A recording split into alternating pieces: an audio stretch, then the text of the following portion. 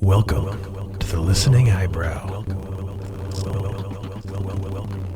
with your hosts, Peri and Christopher Sharon. It's not easy music, but then it's so rewarding to me, for me personally. That's why when I heard your stuff to begin with, when we had a first interaction and I listened to your stuff, I was immediately, oh, I know what this guy's doing. I like this. So yeah, that was fantastic. Yeah. Well, thank you. I appreciate you recognizing that too, because I don't know.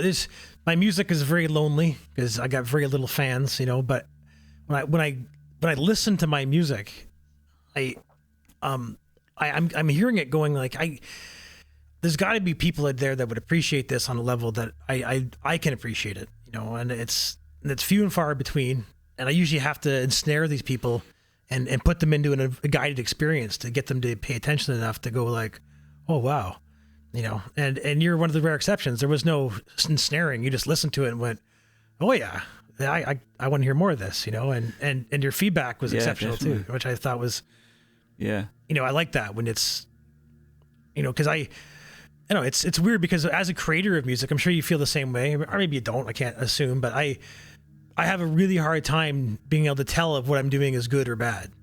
I just follow my instincts and I follow my chemical reactions. Like I'm always chasing some sort of dopamine rush or serotonin or what's the love chemical? I forget that one. The real good one.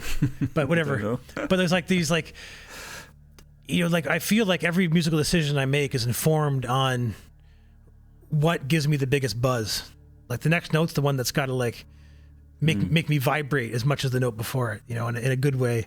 Mm-hmm. And I find, but what makes me vibrate in a great way might turn everybody else off, and I've, it's nice when it's not always the case. Cause I know my music is definitely not for the faint hearted. It's not for the masses. It's not for the casual listener. And it's, and it's not for people who,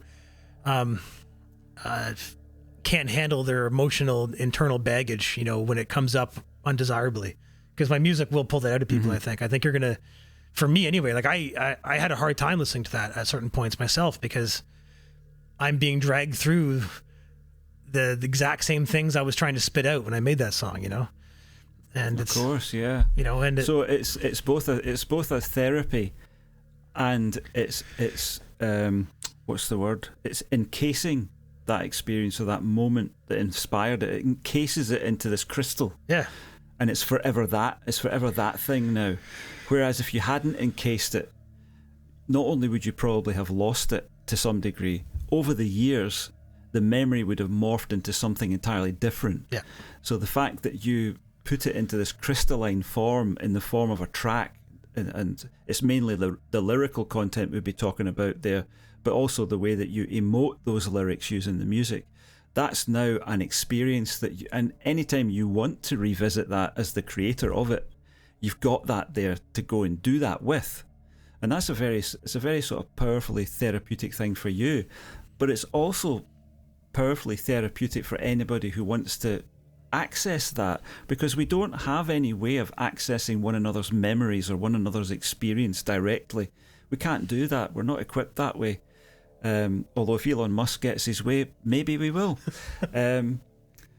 But, so a piece of music, a piece of art that's describing an experience or was just even made as that experience was being endured or suffered or enjoyed, that becomes something a bit special, I think. And I have this fantasy that at some point in the future, people will begin to realise that there were guys like us who did that. And it's completely inappropriate for these times. Nobody, for the most part, is interested. Maybe some of the people listening to this show might be interested. But I think we're just out of time. That's what I think. I think and I know others that are like that as well. We've played some of them on the show tonight. The Joanna and the Ambienteer fellow.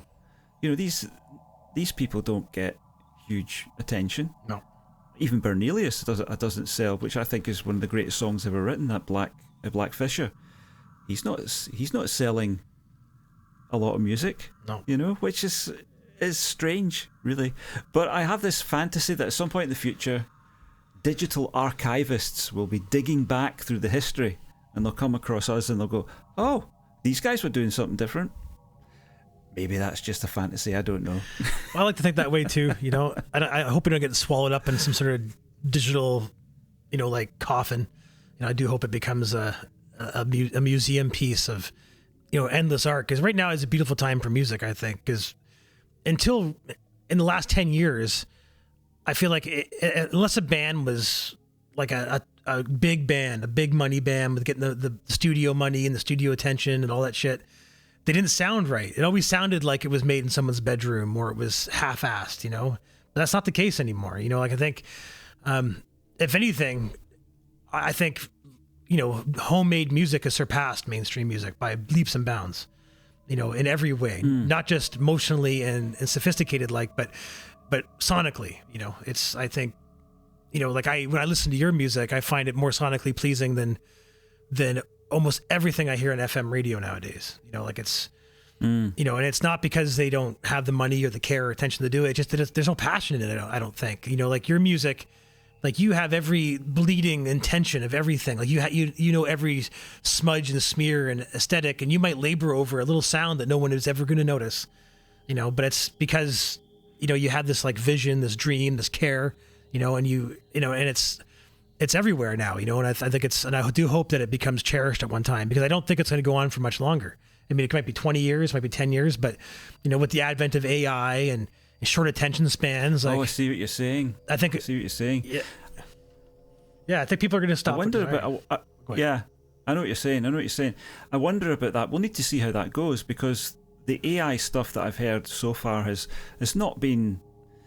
It's been generic, you know. But it's been generic in a weird way, which actually quite interests me. Mm-hmm. It's I kind of think, there's going to come a time soon, in the next, well, certainly within the next 5 years, but probably the way AI is going in the next 5 minutes, where you or I will be able to dial up the thing that would have taken us a week to do.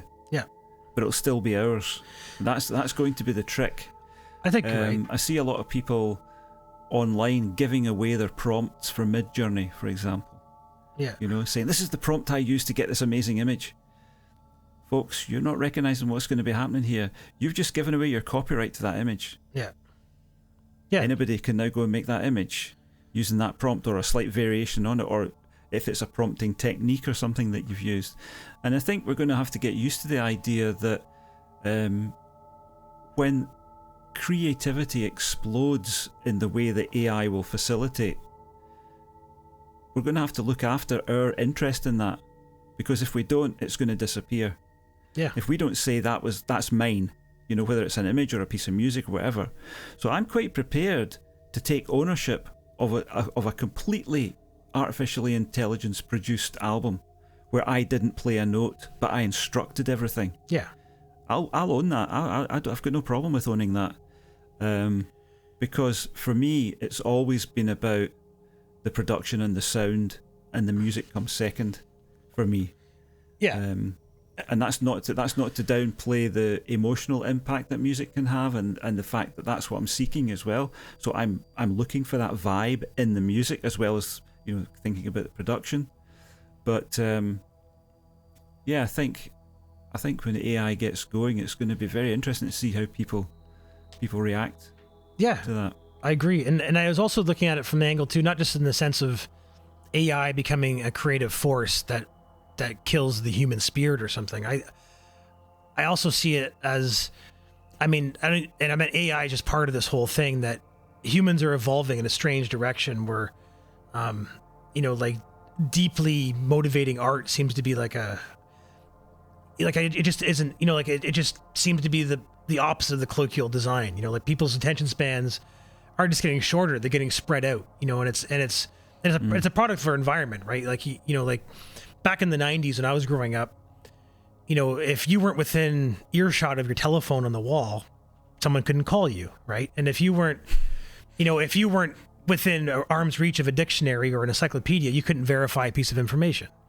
You know, it was all arguments and memory and experiences, and and so I found people were able to sort of focus on something more and like dig into it, like picking up a guitar and spending days and months and months and months trying to get your hands the shape of a chord, you know, and struggle through that, you know. And that's still happening, but it's almost like it feels more competitive based. Like YouTube has created a whole breed of musicians that are just super freaks, you know, like drummers just keep getting faster and more precise and more robotic and more and more and more, you know. And but it's a small sliver, whereas the majority of people are just drooling in front of the phone watching these experts, you know. And it seems like, you know, like when I walk through, you know, most public situations now, most people have their heads down and they're in a phone, and almost everything they're experiencing is being curated. It's not like a personal choice, you know. And I used to defend it. I'm going like, they're not all playing Angry Birds.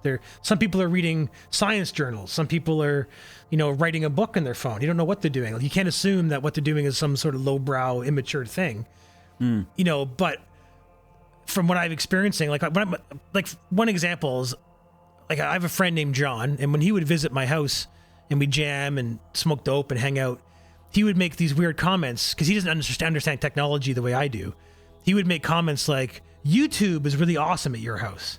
Like, why is YouTube so awesome at your house, but it sucks at my house? Because for him, YouTube is like the first 8 videos that pop up, and that's it. You just click on those, then you just go down that rabbit hole, right? It's like primetime TV for him. Whereas my YouTube experience is me deciding what I want to watch, and then the feedback becomes greater and greater, right? So I turn on my YouTube, and it's like science videos and studio instructionals and people doing weird things with instruments like guitar shovels and like the Marble Machine by Wintergarten, you know. And my buddy turns his on, and it's people eating spoonfuls of fucking cinnamon and fucking kicking each other in the balls and shit, you know. Yeah. So I unfortunately I think the masses are going towards the cinnamon and ball kicking, not the long form tutorials and the education. But maybe I'm just being cynical. There's always going to be a handful of people. No, I think no. Oh, go ahead. Yeah, I think you're right. I think that's where the mass is going, because I mean, you've only got to look at TikTok and the way that Twitter's reacted to TikTok and the way that Facebook's reacted to that whole sort of the reduction of attention span.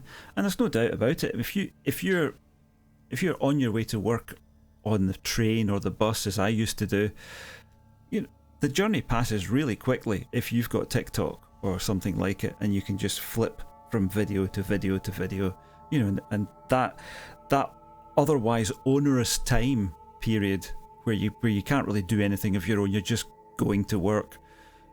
That's a time that's filled quite wonderfully by something like TikTok. But when you get home from work and you've watched TikTok on the bus or the train home, and you have your evening meal and you sit down and that's when I think people begin to get more into the long form stuff, where, you know, you'd sit and watch Stranger Things or, you know, whatever the latest thing is, and you would binge it.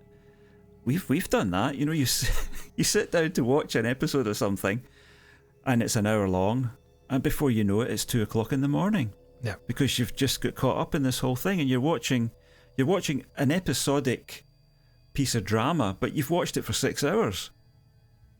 And you've been engaged that whole time. So there's still that great desire for engagement, whatever it might be. So the idea of long-form music, I think, might be out of fashion with the industry, but I don't think it's out of fashion with listeners necessarily. I mean, that band I was talking about, King Buffalo, they do a lot of long tracks. A lot of the bands I listen to do a lot of long tracks. But the thing that I think sets your track, that track we played, and other stuff that you've done, is that you're episodic within a piece, if you know what I mean. You're taking different parts and putting them together, or you're using a flow that you see as connecting one piece to the other, and that's what makes what you do and what I do to a certain extent different. Because a long form piece from, let's think of a band like Yes that did Tales from Topographic Oceans. 4 tracks, 20 minutes long. Yeah, 4 tracks, 20 minutes long. And each of those tracks had maybe half a dozen pieces, half a dozen different ideas linked together, something like that. But you or I are likely to put 20 ideas into that space. Yeah. You know? if we can think of them. Yeah. if the juices are flowing. And I think that's what sets us apart a little bit. But maybe having said that, we do hark back to these long form pieces from the early 70s. Maybe that's where we look. I don't know. Certainly probably where I look, because that's what I was brought up with. Yeah, I think so. And I think that's different too is I think because of how music is perceived and there's so much mystery behind it. Like you're not watching the musicians play. You're not even hearing the instruments. You're hearing like a reproduction of a microphone in a studio, and it's like very like in its own capsule kind of experience that, back then these big long songs are being written by groups of people and they had to agree, and like it was a democratic process, and probably, whereas like with us, there might be some infighting, but that's all in our own head, right? Like there's no, the compromise isn't going to keep you up at night. It's like, and the decisions are rapid, right? Because a decision gets in the way of creativity. So you let the creativity almost make the decision for you, and you just kind of like pile on. And then before you know it, you've crammed all these ideas into a space that, you didn't even know how big the space was going to be until the ideas came out too, right? So I find like that's a big part of that too, is like there's an open-ended thing. Like, because like, yes, like Tales from a Topographic Ocean for me is one of those albums that was equal parts mind-opening, yet just it's a torture.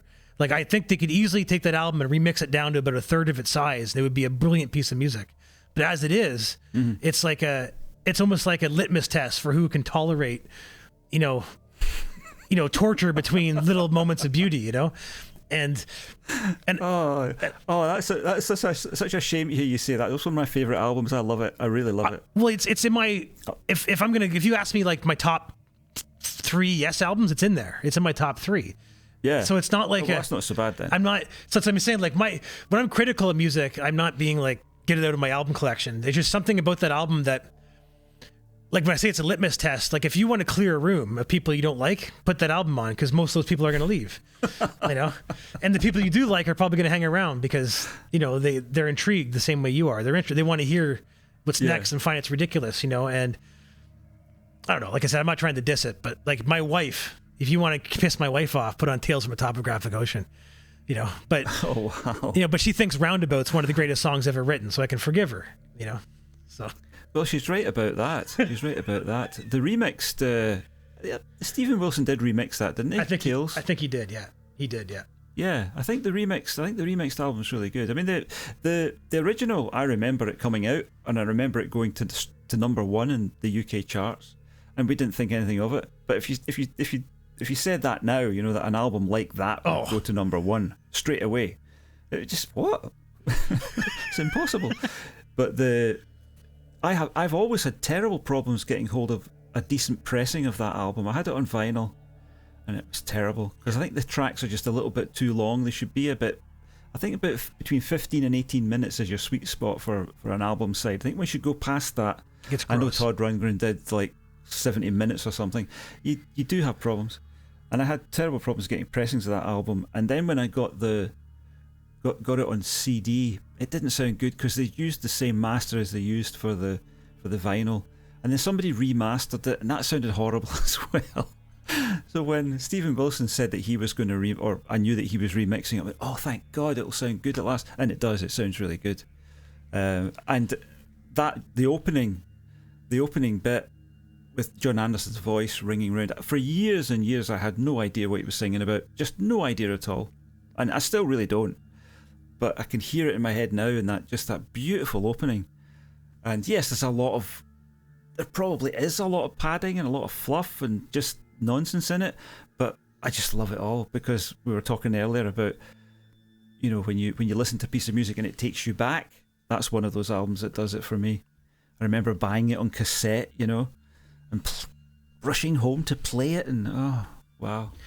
Well, it's funny because like that was an album that actually got me into Yes too. Like I wasn't a Yes fan before Tales. Oh. Now for me, like because I go backwards into Yes, there was a bass player in my band in college that was one of the most musically sophisticated minds that I've ever worked with.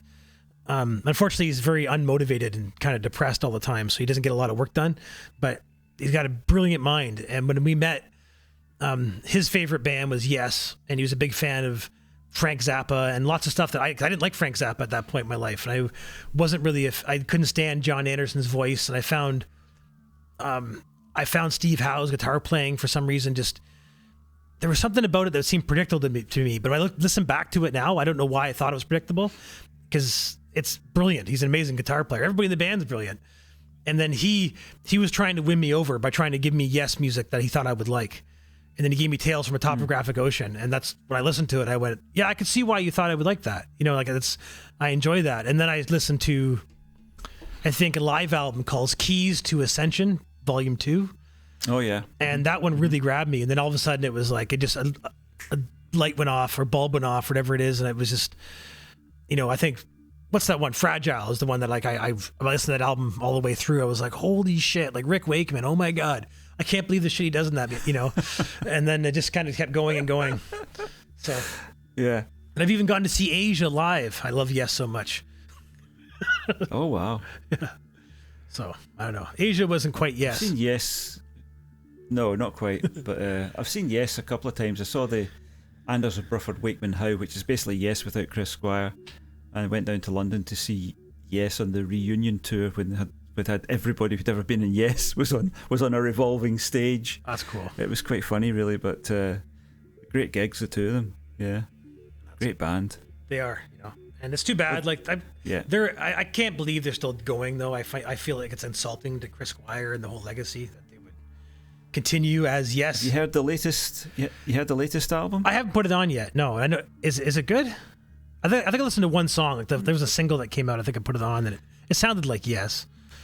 Like I had the singer's he's in the same sort of range as John Anderson, and I think he's written a lot of it. He's written a lot of the lyrics, certainly. But no, I've not really I've not really liked anything by Yes for decades now. No, they're one of those bands that I just for years and years I kept wishing that they would just go back to what they did and do another relayer or something, but they were on a different path. And I think there's just something that happens to bands. I don't think it happens so much to solo artists for the reasons we were talking about earlier, because we are our own bosses. But it happens a lot to bands. They don't sustain, they don't keep the past going very well. Yeah. I don't blame them either. I think a lot of bands have fallen. I think it's inevitable. Like, that's always my response. Anytime I have a friend that, when their band lets them down, I say to them, they still have all those great albums. They're not going anywhere. Like, that's the magic that you fell in love with. Oh, yeah. Is always there. And if you go see them live, there's a good chance they're going to play most of that stuff anyway, because they're not dumb. They know what people want to hear, so it's like the Mars Volta. I love the Mars Volta. Like, absolutely can't. Great band, but their newest album is an abomination, I think. And if you approach it and don't consider it a Mars Volta record, it is palatable to a certain degree, and you can listen to it a couple times and appreciate it. But it's just, to me, it's just like Mars Volta was an unstoppable force. The new album is like easy listening, and I try my best to appreciate it and give them their due, but I just don't. I think they've lost their edge. They got kids now. They're not addicted to drugs anymore. They're not, on the brink of homelessness. They've lost whatever it was that made them who they were. And that happens sometimes too. Yeah. Not always, but it does happen. Yeah. Whereas guys like Steve Wilson still sounds like a tortured, dark artist, yet he's living a privileged life. So some guys hang on to it. Yeah. A lot of the changes that happen to bands are to do with personnel as well. That too, yeah. You lose the best members. Sometimes, they either lose the best members or they lose the guy that held it all together. The guy that was, maybe you didn't even know he was doing that. Yeah. But there was a guy there, a drummer or something. Someone that you would think, well, he just keeps the beat. Yeah, but he was. That's why Ringo was so good in the Beatles. Yep. He effectively. I think there's a story about when George Harrison left. It was Ringo that persuaded him just to come back in, have another go. I think Ringo would be probably not now, but when he was younger, he would be a very, very solid band member in any band. He'd be the guy that you'd rely on to hold it all together. That's just a rock. To me, I don't know if you like Dream Theater or not, but that's Mike Portnoy for Dream Theater for me. When he left the band, that band is just a shell. They've never come close. Ah, right. Yeah, and Yeah. And it's funny because the band will never admit it. Go ahead. Sorry. He was a drummer. Yeah, Mike Portnoy is the drummer for Dream Theater. Yeah, one of the greatest drummers alive, I think. Yeah. He's and the sad thing is Dream Theater just kept chugging along without him. What? And he. Oh, I'm getting all choppy there, I think. Did you hear me? Right, okay. Yeah, I hear you. Okay, cool. Sorry. All right. I was just saying that like he saw the band was stagnating, that they were kind of like repeating themselves and losing their edge, and he wanted the band to take like a 5-year break and have everybody from the band go and do other things with other people, rejuvenate, bring back those experiences, and try and push the band further. And they said, "Cool, man, go for it, but we got bills to pay and fans to keep happy, so we're going to keep doing this, and you're welcome to come back whenever you want." And as soon as he left, they just like lawyered him out, like, "Sorry, you're done, fuck you," and told him like, "You're..." I didn't know that bit of the story. I did not know that bit of the story. Yeah. What a bunch. Yeah, and there's a lot of bad blood and a lot of, fighting on Facebook and Twitter between them, and Mike Portnoy said a lot of things I think he regrets because he felt like he was being edged out of his band, because it kind of is his band. And, and unfortunately, the band is still chugging along doing great financially, and Mike Portnoy is doing all these other things that don't get attention. But the stuff he's doing is substantially better than anything Dream Theater's done since he's left. Yeah, I've seen a few things that he's been involved in, and they have been very interesting. Dream Theater I've lost touch with. The last thing I saw of Dream Theater was when they were auditioning the replacement for Portnoy, which is a sort of documentary type thing, which was quite interesting. But I haven't really caught up with them since then. I do like some of their stuff. Have I got any of their CDs? I don't know. I think, but yeah, they're good. Yeah, they were like, I think every one of their albums after the second album and on were hits until pretty much the last one or two with Portnoy. You could tell they were getting tired and they were repeating themselves, which they've done ever since. Like I'll listen to an hour-long Dream Theater album and you'd be lucky if you hear 2 or 3 new minutes of originality, and it's just them going through the motions, and it's just like it's like athletic rock, just everything's dialed into like it's just so tight and so precise, and that's impressive on its own, but it's musically it's not that enticing. Whereas back in the 90s and the early aughts, they were able to combine the both, I thought. Like, because John Petrucci as a guitar player often gets labeled as being soulless and robotic, but he's not. He's full of emotion. He's very expressive, but he's also capable of playing faster than light. He's just one of those guys that could literally do everything. He can do Steve Vai, but he can also do Yngwie Malmsteen. He can do it all perfectly. There's no flaws in his approach. So anyway, once Portnoy left, but like those albums before that, like Train of Thought, Metropolis, Scenes from a Memory, 6 Degrees of Inner Turbulence, like those 3 albums are some of the greatest prog rock albums ever made. Like they're like the blueprint for prog rock, I think. Prog metal, I should say, not prog rock. Yeah. Yeah, 6 Degrees of Inner Turbulence. You've got me thinking about going back to listen to some more Dream Theater. Nice. I'll need to look and see what I've got.